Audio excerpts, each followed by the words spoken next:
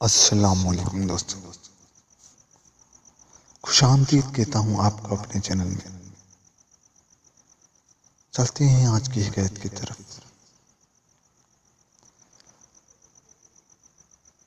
بنی اسرائیل جب خدا کی نافرمانی میں حد سے زیادہ بڑھ گئے تو خدا نے ان پر ایک ظالم بادشاہ بخت نصر کو مسلط کر دیا، جس نے بنی اسرائیل کو قتل کیا، گرفتار کیا اور تباہ کیا، اور بیت المقدس کو برباد اور ویران کر ڈالا۔ حضرت عزیر علیہ السلام ایک دن شہر میں تشریف لائے تو آپ نے شہر کی ویرانی و بربادی کو دیکھا۔ تمام شہر میں پھرے، کسی شخص کو وہاں نہ پایا۔ شہر کی تمام عمارتوں کو منہدم دیکھا۔ یہ منظر دیکھ کر آپ نے براہ تعجب فرمایا، انی یحیی ھذہ اللہ بعد موتھا، یعنی اللہ اس شہر کی موت کے بعد اسے پھر کیسے زندہ فرمائے گا۔ آپ ایک دراز گوش پر سوار تھے اور آپ کے پاس ایک برتن کھجور اور ایک پیالہ انگور کے رس کا تھا۔ آپ نے اپنے دراز گوش کو ایک درخت سے باندھا اور اس درخت کے نیچے آپ سو گئے۔ جب سو گئے تو خدا نے اسی حالت میں آپ کی روح قبض کر لی اور گدھا بھی مر گیا۔ اس واقعے کے 70 سال بعد اللہ تعالیٰ نے شاہان فارس میں سے ایک بادشاہ کو مسلط کیا اور وہ اپنی فوجیں لے کر بیت المقدس پہنچا اور اس کو پہلے سے بھی بہتر طریقے پر آباد کیا، اور بنی اسرائیل میں سے جو لوگ باقی رہے تھے خدا تعالیٰ انہیں پھر یہاں لایا اور وہ بیت المقدس اور اس کے نواح میں آباد ہوئے اور ان کی تعداد بڑھتی رہی۔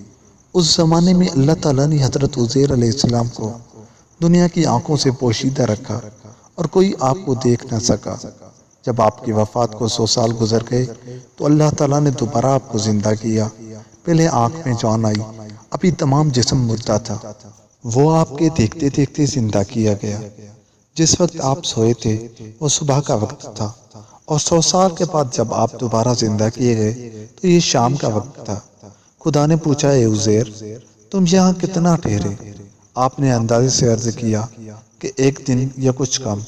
آپ کا خیال یہ ہوا کہ یہ اسی دن کی شام ہے جس کی صبح سوئے تھے۔ خدا نے فرمایا، بلکہ تم تو 100 برس ٹھہرے ہو۔ اپنے کھانے اور پانی یعنی کھجور اور انگور کے رس کو دیکھیے کہ ویسا ہی ہے، اس میں بو تک نہیں آئی، اور اپنے گدھے کو بھی ذرا دیکھیے۔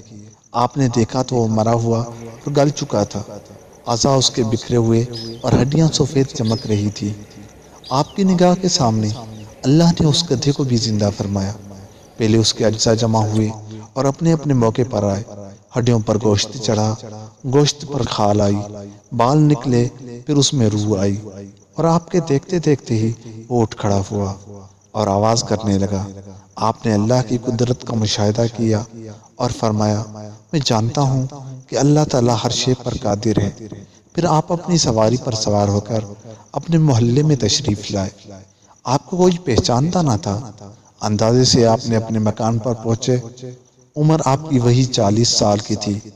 ایک ضعیف بڑھیا ملی جس کے پاؤں رہ گئے تھے اور نابینا ہو گئی تھی۔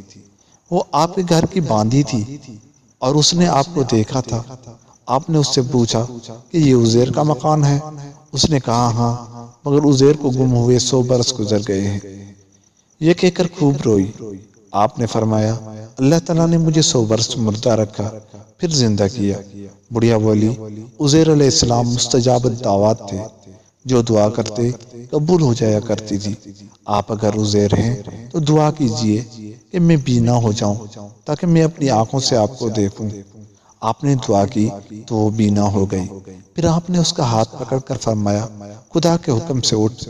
یہ فرماتے ہی اس کے مارے ہوئے پاؤں بھی درست ہو گئے۔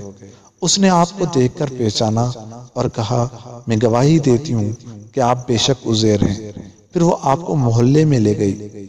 وہاں ایک مجلس میں آپ کے فرزند تھے جن کی عمر 118 سال کی ہو چکی تھی، اور آپ کے پوتے بھی تھے جو بوڑھے ہو چکے تھے۔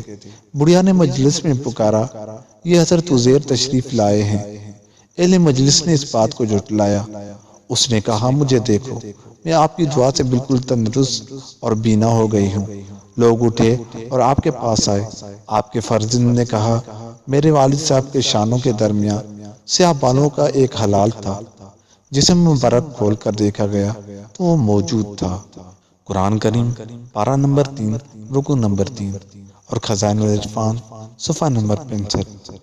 سبق: خدا کی نافرمانی کا ایک نتیجہ یہ بھی ہے کہ ظالم حاکم مسلط کر دیے جاتے ہیں اور ملک برباد اور ویران ہو جاتے ہیں، اور اللہ تعالیٰ بڑی قدرتوں کا مالک ہے، وہ جو چاہے کر سکتا ہے، اور ایک دن اس نے سب کو دوبارہ زندہ کر کے اپنے حضور بلانا ہے اور حساب لینا ہے۔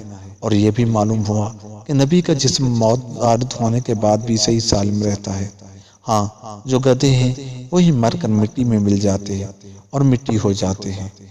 ملتے ہیں کسی اور ویڈیو کے ساتھ، مگر جانے سے پہلے آپ ہمارے چینل کو سبسکرائب کرتے جائیں۔ خدا حافظ۔